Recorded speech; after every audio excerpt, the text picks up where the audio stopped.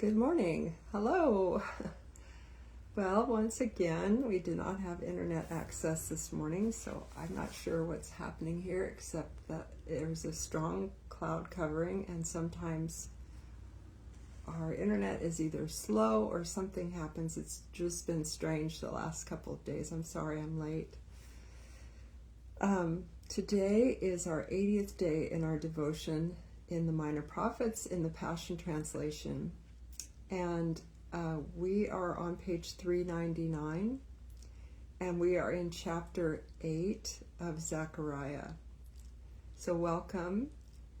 And we will be reading here chapter 8 today through page 401, and we're going to talk about the amazing verses that we'll find here in this chapter. 17 times we find the phrase Yahweh, commander of angel armies. And it says I have a slow connection here. Hopefully you guys can see me and hear me. I don't know, our internet is just wonky right now. All right, so I'm going to start reading A Promise of Restoration. Yahweh, commander of angel armies, spoke to me, saying, I, Yahweh, commander of angel armies, say to you, my heart burns with passion for Zion, and my jealousy for her makes me red hot with anger toward her enemies. I, Yahweh, have this to say, I will return to Jerusalem and live there on Mount Zion. Then Jerusalem will be known as my faithful city, and Zion as my holy mountain, the mountain of Yahweh, commander of angel armies. I, Yahweh, commander of angel armies, say to you, men and women will once again sit in the parks and squares of Jerusalem, each with a staff to lean on because of their great age, and the parks and the squares of the cities will bustle with boys and girls playing outside. I, Yahweh, commander of angel armies, have this to say. If this seems too marvelous for the remnant of my people to believe today, remember this, is there anything too marvelous for me? For I, Yahweh, commander of angel armies, have spoken. Here is what I, Yahweh, commander of angel armies, say to you. Behold, I will rescue my people from the countries of the east and the west. I will bring them back to live in the heart of Jerusalem, and they will be my beloved people, and I will be their faithful God. Okay, so good morning. Hi, Lori. I was saying that our internet's not working well again today, and there's this really strong cloud covering, and I think that always affects it, but we're still here. We're just a little late, and so if you can't hear me, let me know. I'm just again having to be on my phone. The computer was not allowing me on. All right, so what I was saying earlier was that this phrase, Yahweh, commander of angel armies, is used 17 times in this chapter. There's only 23 verses in this chapter 8. And so more than once, even in some verses, he uses this phrase. It's a divine name, Yahweh Tetzbaot. And it's used 47 times in this book. So a lot of it's in this chapter. It emphasizes God's power, his majesty, and his sovereignty over not just the nations of the earth, but also the angelic armies of heaven, which I love that we get to remember or be reminded of the host of heaven in this book, and how God has the command of a whole angelic army. I think we really need to know that and know his power and his strength and what his army of angels can do for him at his bidding. And again, we see this word jealousy come up, where he says, my heart in verse 2 burns with passion for Zion. My jealousy for her makes me red hot with anger toward her enemies. And I was thinking, well, first of all, I read down in the notes that jealousy often carries a negative connotation, which we've talked about before, but here we see God's passion and caring love for Jerusalem and for his people, but their waywardness has kept him from pouring his love out upon them. That's so sad that their waywardness was preventing them from experiencing God's love for them. And I was just going to say that when I got this picture in my mind of how his heart burns with passion for his children, and his jealousy for them makes him red hot with anger, not towards them, but towards his children's enemies. And I love to bring that back to us, because we're his kids too now. And he has such a love, a fervent passion for us, that he also, with that, has a red hot anger against those that would be against us. And I think he's talking about the realm of the underworld, not necessarily people. He's talking about the host of the underworld that would come against us.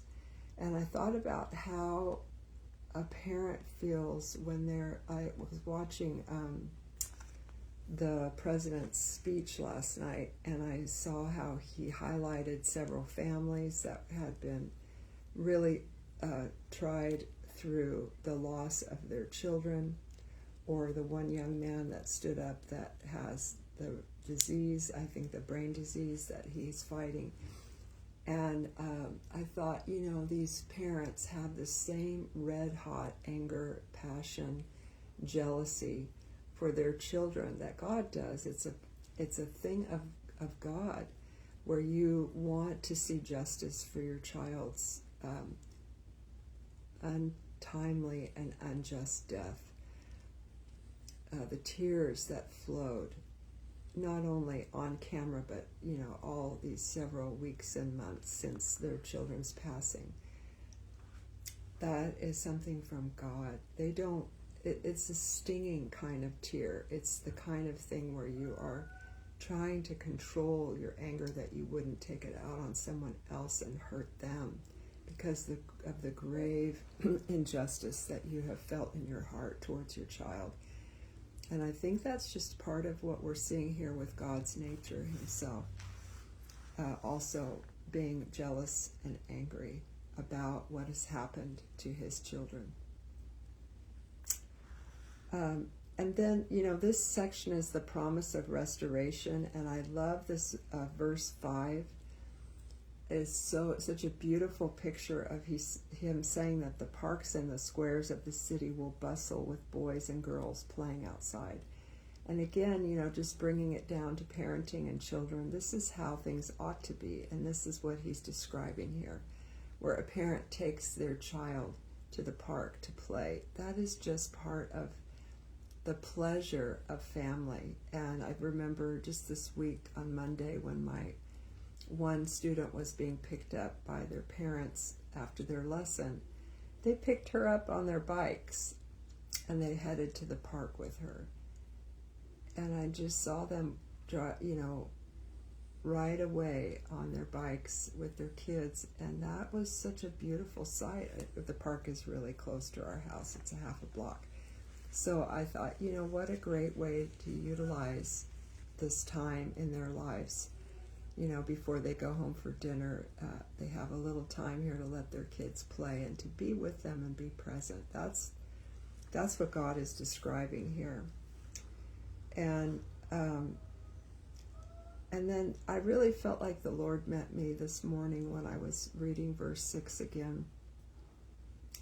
After I meet with you today, we'll be going out on our Wednesday prayer assignments with our intercessors, and I was just talking to the Lord when I woke up about our places that we'll be going, and I was asking him about the second place we're going to, which is we're going to be praying for someone who has been infirmed for over 10 years, and really such a serious thing that they're going through. And I said, Lord, increase my faith.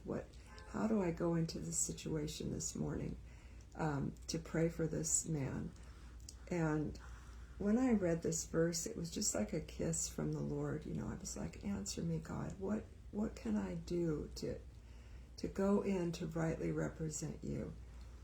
And he said to me when I read this, I, Yahweh, commander of angel armies, have this to say: if this seems too marvelous for the remnant of my people to believe today, remember this. Is there anything too marvelous for me? The other versions, not the Passion Translation, I believe, would say, is there anything too hard for me?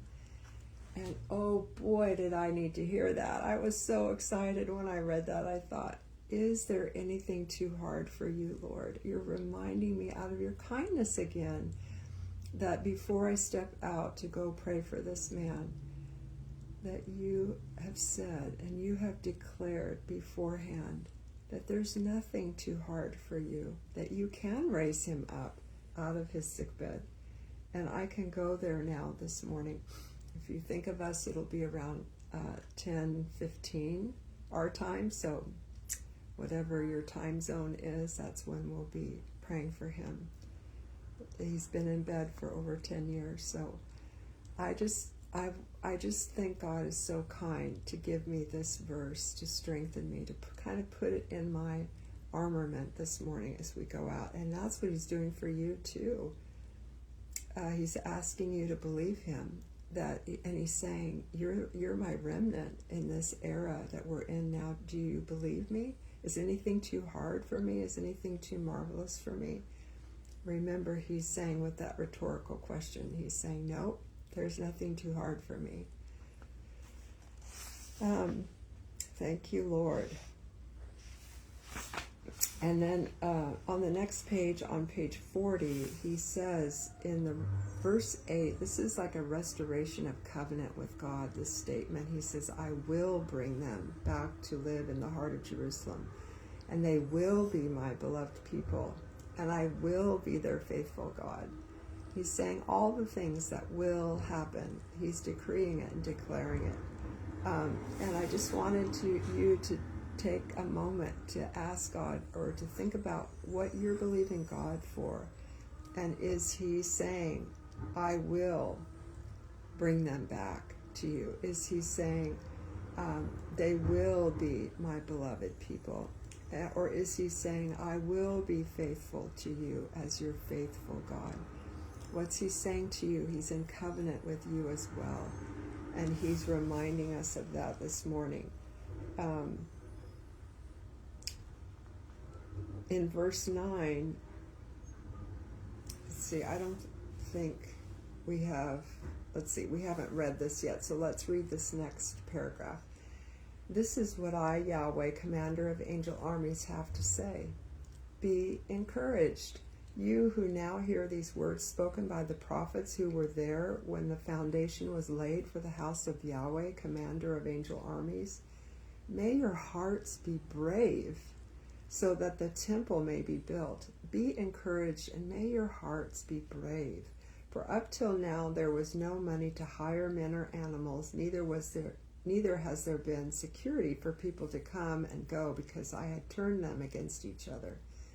But now I, Yahweh, commander of angel armies, will not treat the remnant of this people as I have in the past. For now they will plant in peace. Now we will plant in peace. Fresh dew will fall from the sky, and the soil will be fertile. Their vineyards will be lush and fruitful. I will grant the remnant of my people all these things.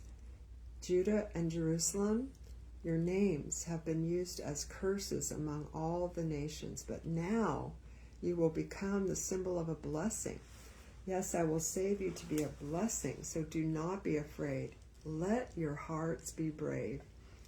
All right, well, I thought of so many things here from these verses 9 through 13. First of all, just the way that God is saying to us this morning to be encouraged and to be brave. when he says, may your hearts be brave so that the temple may be rebuilt. What is he asking you to do? You're not necessarily building the temple, unless you're rebuilding your own temple that you're living inside, the temple that's your body. Maybe he's asking you to be brave about that and to not succumb to the ways of the world, and to continue to follow him in what he's asking you to do and to carry out. Maybe it's a health issue for you.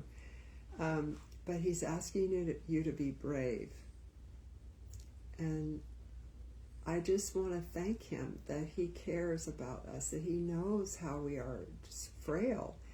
And he's saying, I want you to be brave. And this morning, when I read this last verse, I will save you to be a blessing, so do not be afraid. Let your hearts be brave. I thought, let your hearts be brave. And I was thinking, speak to your heart, he's saying here. Tell your heart, tell your soul to be brave. Speak to your own soul and say, it's okay, it's going to be okay. Be brave. And I also saw here in verse 13 something of a divine reversal. And God does this. He brings about divine reversals, because Judah and Jerusalem, their names had been used as curses among the nations. But now, he says, you will become the symbol of a blessing. And I will save you, he said, to be a blessing. And so where their names had been, just curse words before, now they were going to be a symbol of blessing. And this is a divine reversal. It's also like the Lord establishing a new name for a new identity for a nation and for us as well. And so our identity is established in him, and he is doing this divine reversal, and he is giving us the ability to be a blessing to others where we once maybe carried a curse amongst where we live. Maybe not our nation, but where we are at. All right, so, and then we're in verse 14 on page 400. For I, Yahweh, commander of angel armies, say to you, just as I determined to bring calamity when your ancestors made me angry, and I showed no pity, so now I have determined to treat Judah and Jerusalem well and to make them prosperous. So do not be afraid. Well, here again, we're seeing like this divine reversal.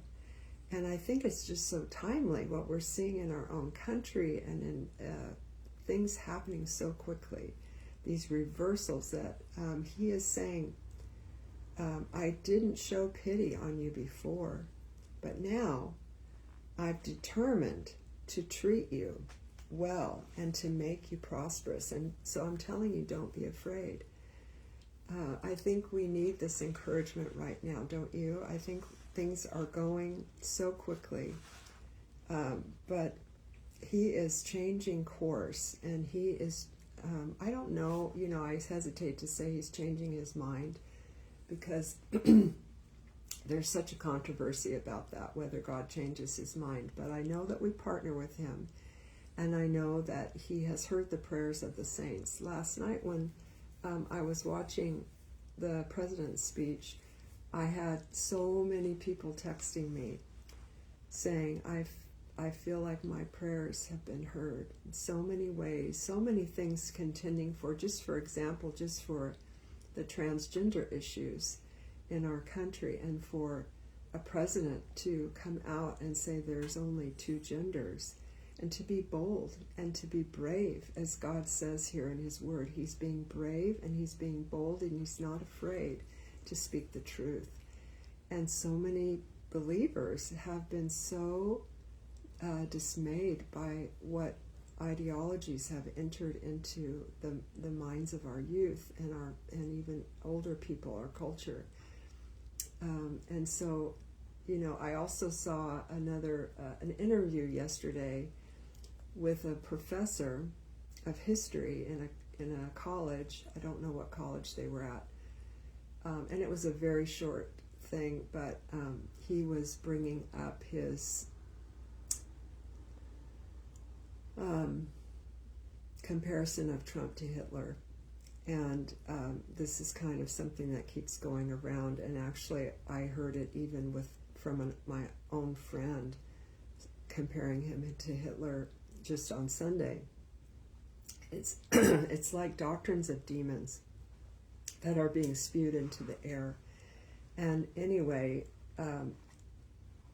in a very short 2 minutes, this man's ideology that was demonic was put into place by the person that he was talking to, the Christian refuter. So I think that we're seeing reversals, divine reversals, and we need to believe God that nothing is too hard for him, as we read earlier today. Nothing is too hard for him. Do not be afraid. That is the word for today. Okay, page 401. Here is what you must do. So this is what he's requiring of us now in this era. These are our marching orders. Speak the truth to one another. Pursue justice in your courts. Hand down verdicts that are sound.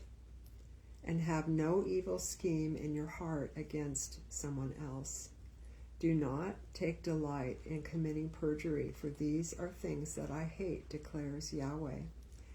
And I think that we can easily add this to the way that we are interceding for our nation right now. These 4 points are awesome. If you want to put, a little asterisk in your book that this is how you can be praying, that the truth continues to come out, that everyone is released in being able to speak the truth now, which seems like really there's so much truth coming forward that we can hardly keep up with the truth. And that the justice, I saw the Supreme Court, sitting there, and I have a place in my heart for Amy Coney Barrett. I'm not saying her name right, but when she was put into that place by President Trump several years ago, I sent her a t-shirt that says, "Perhaps you were born for such a time as this," the verse from Esther.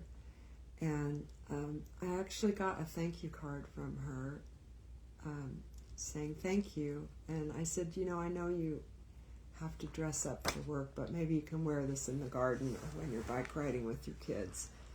Just know that a lot of us think that you've been appointed for such a time as this. And I was just grateful that she even thanked me or took that time.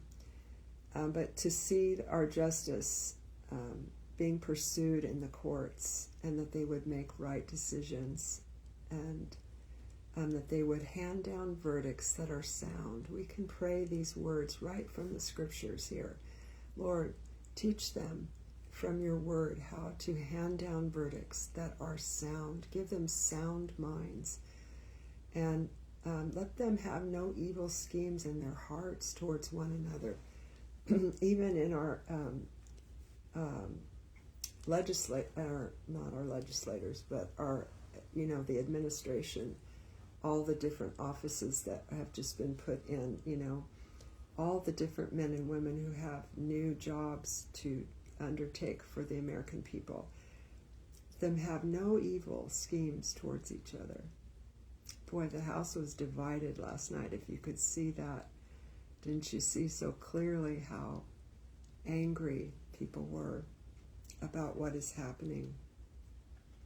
And if I were in their shoes, I'd probably be angry too if I was being found out.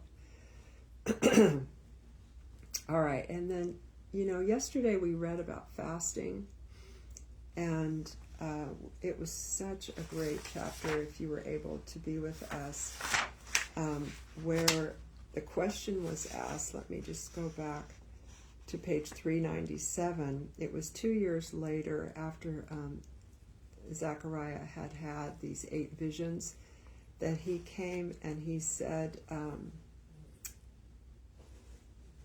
the prophets and the priests who were at the temple of Yahweh asked them, for many years each July we've mourned and fasted. Should we continue to do this? And then the Lord answered them through Zechariah and said, ask all the priests and the people of the land, for nearly 70 years you've been fasting and mourning in the 5th and 7th months. Have you truly been doing this to honor me? Well, he didn't actually answer them, but he's answering them today in chapter 8. In verse 18, the answer to the question on fasting. It says, Yahweh, commander of angel armies, then spoke these words to me.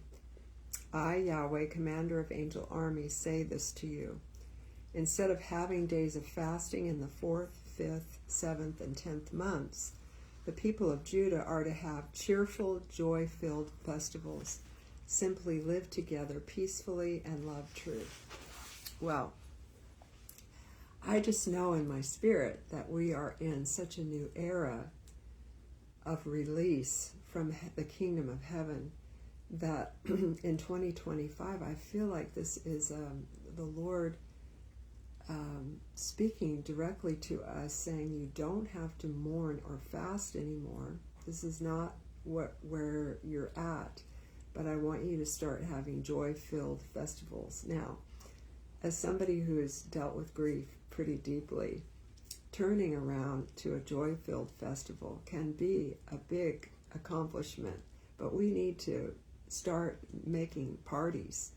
We need to rejoice. I remember when the election was happening, and we had to give each other permission to rejoice at the outcome. We had to be thankful, not just relieved, but really grateful, and put our party clothes on and thank God that he heard our prayers. And we are simply, he's saying, to live together peacefully and to love truth. Love the truth, keep the truth, even when you're hearing other. I really can't emphasize enough how God has shown me to listen to people that I don't agree with and really listen to them and be present. Keeping truth at the forefront, just like a plumb line, wanting to walk in the truth, but listening to what I would say would probably be misguided or untruths or things that I don't necessarily agree with, but giving the other person the dignity of listening to them and showing them love, God's love, and living peacefully with them. All right, before I go any further, I just wanted to see there's a couple comments on here. Oh, hi, Gail. I'm on my phone again as our internet, again, wouldn't work for me this morning. So I'm seeing that you're saying that Trump was being brave and there are huge reversals. Yes. Praying for all of these things about not committing perjury. Yes. And we're in a place of renewal. All right. So now the last section of chapter 8 is a prospect of salvation. Yahweh, commander of angel armies, says this: in the future, people from many nations and cities will come streaming to Jerusalem. Citizens of one city will say to the people of another city, we must certainly go and worship Yahweh, commander of angel armies, and seek his blessing. I'm determined to go. Wow, I love that. I'm determined to go. Are you determined to go? Yes, many peoples and many nations will worship Yahweh, commander of angel armies, in Jerusalem and seek his blessing. Yahweh, commander of angel armies, says this: in that day there will be 10 men who take hold of the robe of a Jew. They will come from all nations, speaking every language, and will say, we have heard that God is with you, and we want to go with you. I can't think of a better way to end this chapter than to hear these words in verse 23, when all the nations will come together and say, what would it be like to hear this from other nations? That they'd heard that God is with us and they want to come with us. What in the world would that be like? Okay, you guys.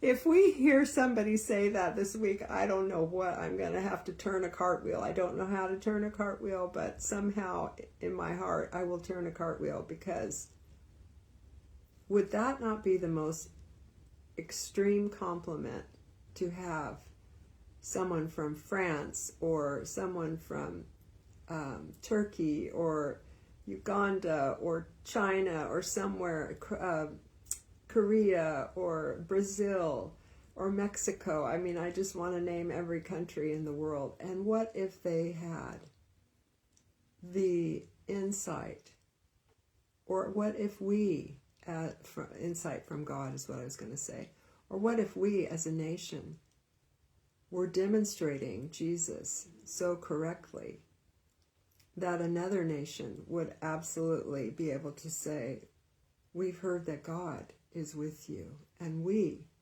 want to go with you. What if we are demonstrating that now? What if we're on the cusp? I'm excited. What if we're on the cusp of demonstrating who God is? What if, as offensive as those words were last night, there's only two genders, male and female? I mean, the demons were screaming when he said that. But what if, in God's kindness and his mercy, nations say, I actually agree with you. Thank you for having the courage to say that. I want my daughter and my son to be okay in how God made them. That's just one example of all the divine reversals that are happening. Lord, we just thank you for this day and for this encouraging word in chapter 8. I feel like you gave us a feast. I feel like someone came around with a tray of the most incredible hors d'oeuvres for us to take part in today and to eat to our fill. And I just feel like I got to be in the room. And I just thank you. Thank you, Lord. Let us eat to our fill. Let us never grow tired of coming into your word daily.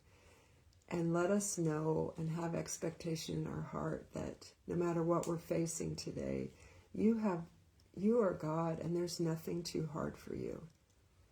So as we go into our day, into our assignments, Lord, let us know that you're just saying, be brave, be brave. Tell your heart to be brave. Just stop for a moment and speak out loud wherever you are. Be brave. And say your own name. Laura, be brave.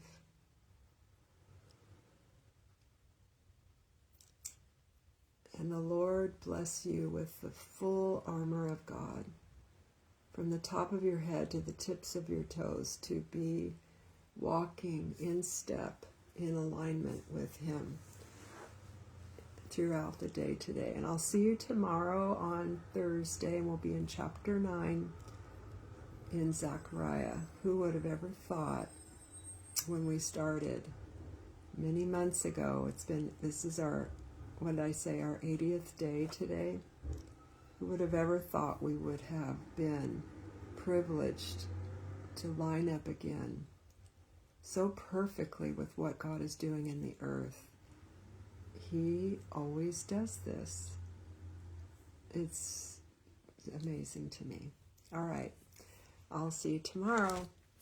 And I get to be in the room and you get to be in the room. We're so privileged. All right. Bye-bye.